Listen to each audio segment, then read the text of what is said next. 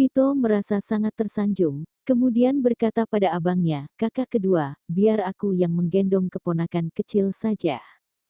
Tidak menunggu jawaban dari Ezra, Vito langsung menggendong bocah kecil itu. "Kamu memeluknya seperti ini akan membuatnya merasa tidak nyaman." Ezra mengoreksi posisi Vito saat memeluk anaknya dengan nada yang dingin.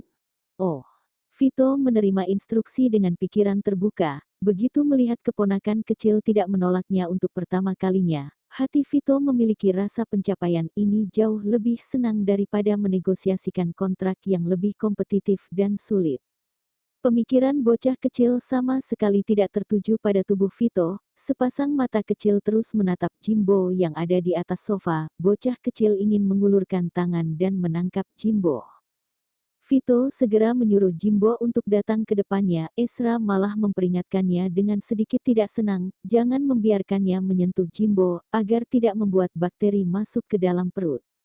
Abang kedua, Jimbo sangat bersih dan juga penurut. Aku selalu membawanya ke toko hewan di setiap 1 atau 2 hari untuk mandi, bahkan mendapatkan vaksin tepat waktu. Ini sangat aman, kamu tenang saja. Ini merupakan pertama kalinya keponakan kecil sangat patuh untuk membiarkan Vito memeluknya. Ini membuat Vito sangat tidak sabar ingin mencabut bintang yang ada di langit untuknya, apalagi membiarkan keponakan kecil bermain dengan Jimbo. "Jika membiarkan Jimbo melukainya, aku akan memukulmu sampai mati." Ezra berkata dengan nada kejam. Bagaimanapun juga Jimbo merupakan binatang buas, jika melukainya, Jimbo akan tiba-tiba menjadi gila dan melukai anaknya. "Oke, jika Jimbo menyentuh satu helai rambut keponakan kecil, kamu boleh langsung memukulku sampai mati." Vito berjanji dengan tegas. Begitu mendengar percakapan antara Ezra dan Vito, Kina menebak di dalam hati, apakah mereka berdua menyelesaikan masalah dengan cara yang begitu sederhana, kasar dan berbau darah. Tidak lama kemudian, masalah tentang Vito menggunakan Jimbo untuk menggoda Clayton diketahui oleh kakek Okto, demi menggendong cicit kecilnya. Setelah selesai makan malam, kakek Okto langsung memeluk Jimbo di dalam pelukan, kemudian menyuruh Kina untuk menggendong Clayton ke sini. Bocah kecil seolah-olah melihat Jimbo pada pandangan pertama. Begitu melihat Jimbo dipeluk oleh kakek Okto, Clayton langsung mengulurkan sepasang tangan kecilnya ke arah kakek Okto, yang mengisyaratkan bahwa ingin dipeluk. Sebelumnya kakek Okto pernah menggendong cicit kecil ini beberapa kali, tapi ini merupakan pertama kalinya bocah kecil ini tidak menangis. Bocah kecil bermain dengan Jimbo dengan sangat serius, tidak membuka mulut lagi untuk menggigit Jimbo hingga mulut penuh dengan bulu kucing. Ini membuat kakek Okto sangat senang hingga tertawa-tawa. Sejak masalah ini, status Jimbo di keluarga Okto berubah menjadi terhormat. Semua orang memperlakukan Jimbo seperti leluhur kecil. Jimbo makan dan minum dengan baik. Keesokan harinya, Kina dan Ezra membawa anak mereka untuk pergi ke rumah orang tuanya. Kina bahkan bertanya pada tetua Libra apakah ingin datang untuk makan.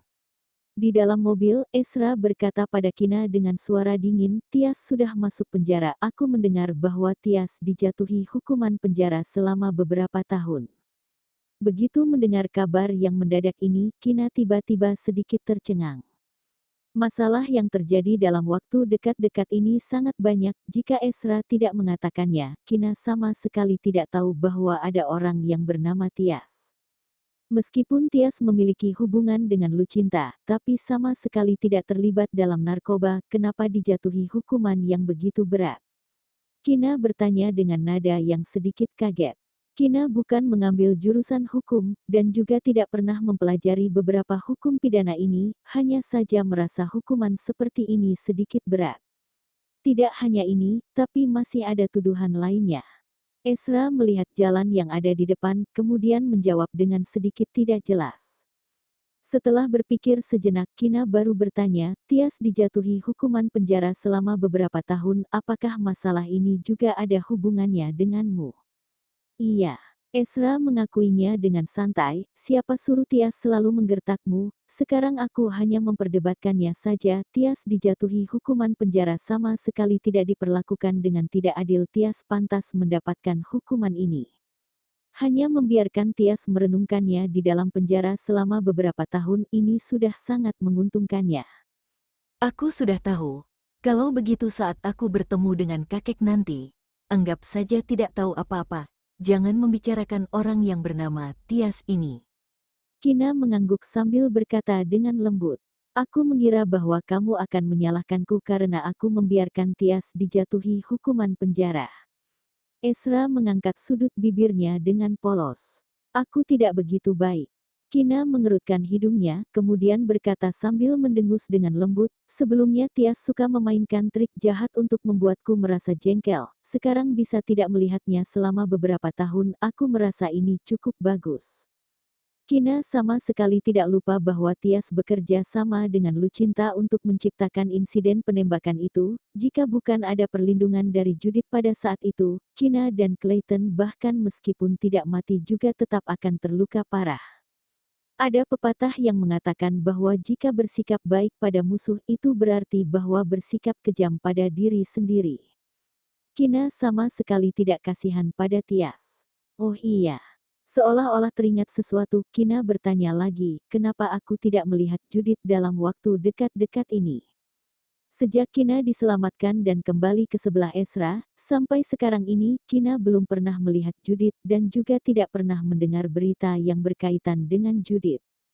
Aku memerintah Judith untuk melakukan sesuatu yang lebih berarti. Ezra menjawab, hal apa yang dilakukan oleh Judith? Kina bertanya, kedepannya kamu akan tahu. Ezra berkata dengan misterius. Kina mendengus dengan marah. Cepat katakan, Kina, aku benar-benar tidak bisa mengatakannya sekarang. Ezra sudah memutuskan untuk tidak memberitahu Kina. Kina menatap Ezra dengan tatapan penuh kebencian, seolah-olah menyalahkan Ezra merupakan suami yang tidak setia. Kina berkata dengan nada yang kasihan, Ezra, kamu sudah berubah, kamu malah mempunyai rahasia. Sebelumnya kamu tidak seperti ini, tidak peduli masalah apapun, kamu akan memberitahukannya kepadaku.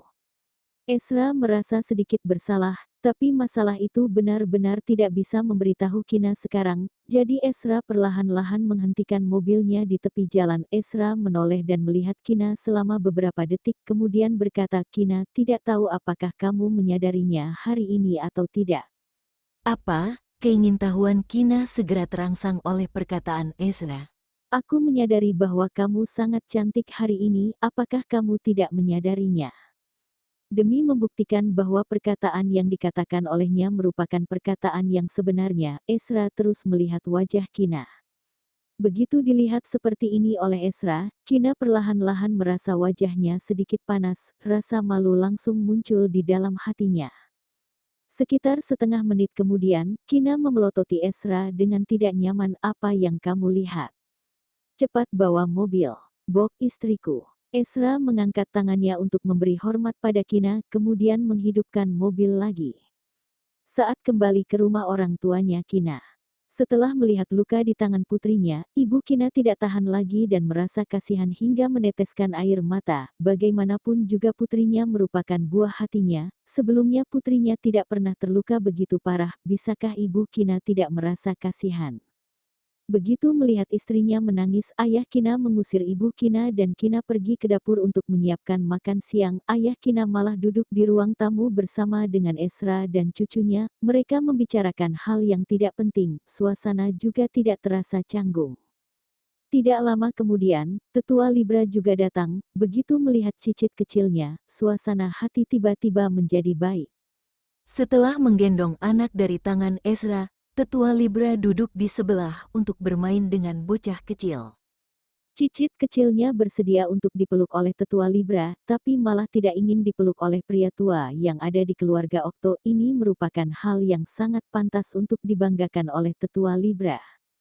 Terkadang akan mengambil foto dengan cicit kecilnya untuk diposting di momen WeChat, kemudian menyuruh Kina untuk membagikan kiriman itu. Tindakan ini sengaja membuat pria tua di keluarga Okto itu marah. Setelah makan siang di rumah orang tua, ayah Kina dan ibu Kina sangat jarang bisa melihat cucu kecil mereka, jadi menyuruh mereka untuk tinggal sampai malam.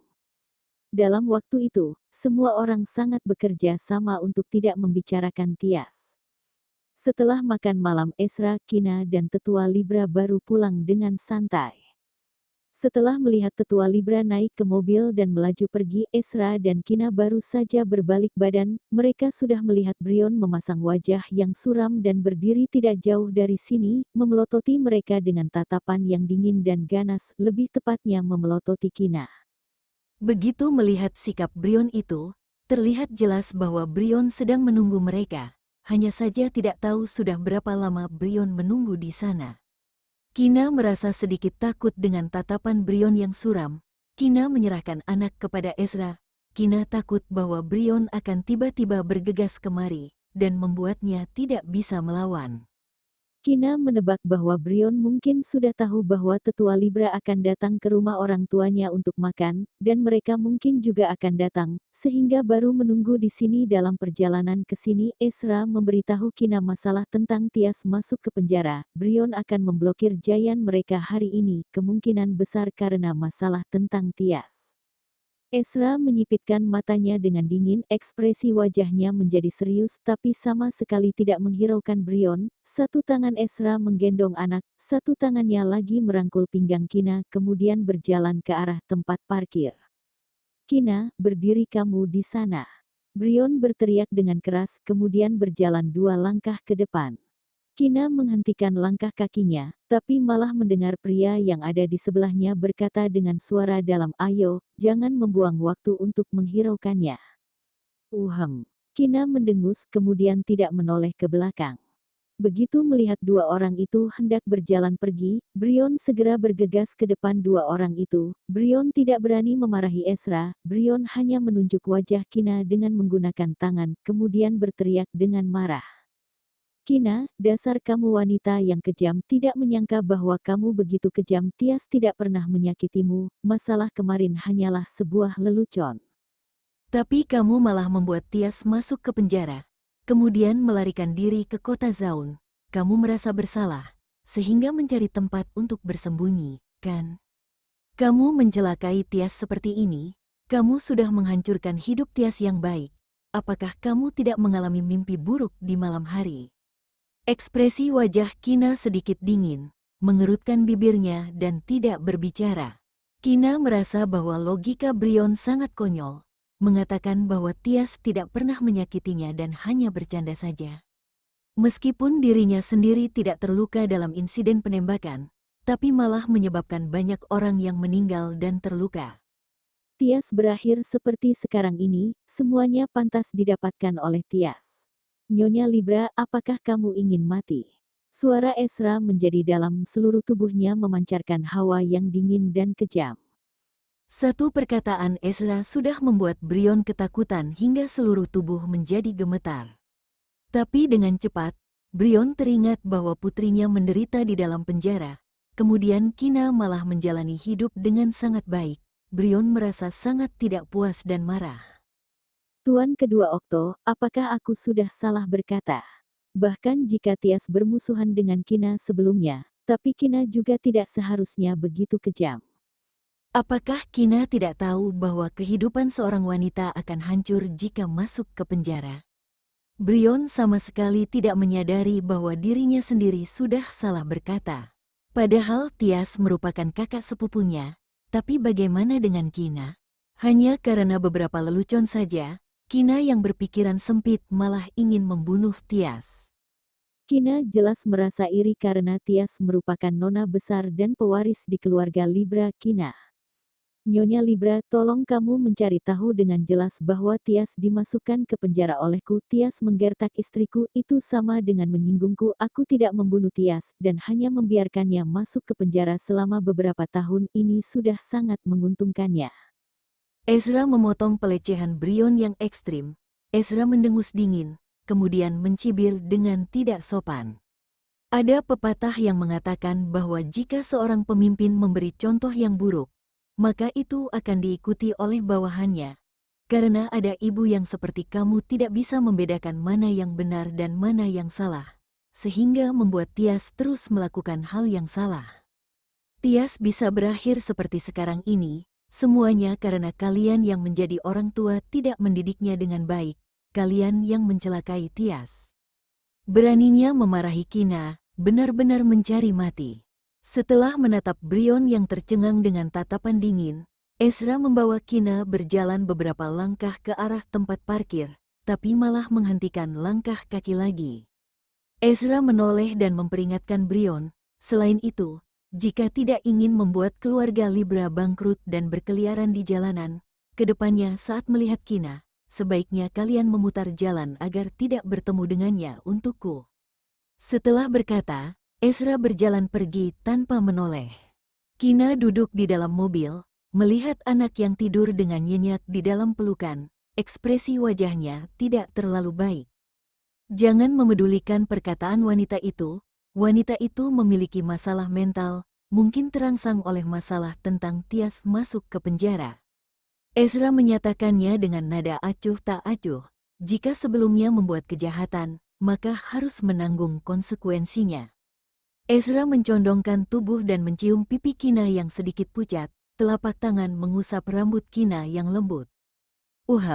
Aku baik-baik saja. Kina mengeluarkan sedikit senyuman.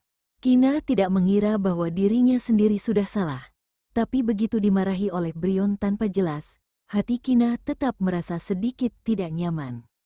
Kina merasa bahwa Brion mungkin sudah gila, jelas yang melakukan kesalahan adalah Tias, tapi Brion malah datang ke sini untuk memarahi Kina. Masalah ini sama sekali tidak membuat Kina merasa lesu dalam waktu yang lama. Setelah kembali ke markas, Kina mandi dulu, kemudian melupakan semua hal yang tidak menyenangkan. Ezra mencari alasan untuk bekerja di ruang kerja sebentar, tapi sebenarnya ingin menelepon Fajar. Fajar yang hendak tidur malah mendengar suara dering dari ponselnya, kemudian melihat bahwa ini merupakan nomor yang tidak dikenal, tapi nomor ini memiliki banyak angka yang bernomor 9. Hanya melihat sekilas saja sudah tahu bahwa ini merupakan nomor yang sangat terhormat. Fajar bingung sejenak, kemudian baru mengangkatnya. Halo, siapa ini? Ezra, pria itu berkata dengan nada acuh tak acuh. Ada masalah apa? Tuan muda kedua Okto, hati Fajar langsung gemetar. Fajar sangat membenci dan juga menghormati pria yang kuat ini. Hanya saja ingin menyuruh Presiden Libra untuk mengurus istrimu dengan baik. Jangan menyinggung orang sembarangan. Ezra berbicara dengan kejam. Kemudian memperingatkan, Presiden Libra seharusnya tahu bahwa sebelumnya Nona Besar melakukan banyak kejahatan. Menurutmu, apakah Nona Besar pantas untuk dimasukkan ke penjara? Jika Nyonya Libra terus mengganggu Kina di masa depan, jangan salahkan aku bertindak kejam pada keluarga Libra. Tuan muda kedua Okto, saya sama sekali tidak tahu apa yang dilakukan oleh istri saya. Tapi saya berjanji bahwa kedepannya tidak akan membiarkan istri saya mengganggu nyonya muda kedua lagi. Setelah mendengar perkataan Ezra, Fajar terus berkeringat dingin. Fajar segera meminta maaf. Masalah yang terjadi sebelumnya, demi melindungi keluarga Libra, ayahnya Fajar mau tidak mau harus mengorbankan Tias. Kemudian mereka juga tahu bahwa Kina merupakan orang yang sangat penting bagi Ezra. Fajar tidak tahan lagi dan marah. Awalnya keluarga Libra sudah cukup berantakan, tapi istrinya malah mencari masalah dengan Kina. Sesuai dengan pemahamanku, orang luar sama sekali tidak tahu masalah tentang Tias masuk ke penjara. Keluarga Libra malah memberitahukan orang lain bahwa Tias pergi ke luar negeri untuk melakukan studi lanjut. Aku berharap seperti yang dikatakan oleh Presiden Libra, kedepannya Nyonya Libra tidak akan mengganggu Kina lagi, dan juga tidak akan membuat keributan di mana-mana karena masalah tentang Tias masuk ke penjara. Ezra mencibir, kemudian mengingatkannya dengan membawa nada yang mengancam. Sebelumnya sudah berjanji pada kakek Libra bahwa tidak akan melawan keluarga Libra, sehingga hanya membiarkan Tias masuk ke penjara selama beberapa tahun. Baik. Tuan muda kedua Okto tidak perlu khawatir. Kedepannya tidak akan terjadi masalah semacam ini lagi. Fajar berjanji sambil menyeka keringat dinginnya.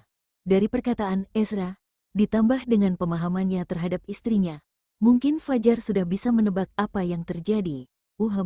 Ezra mendengus dengan acuh tak acuh, kemudian mengakhiri panggilan.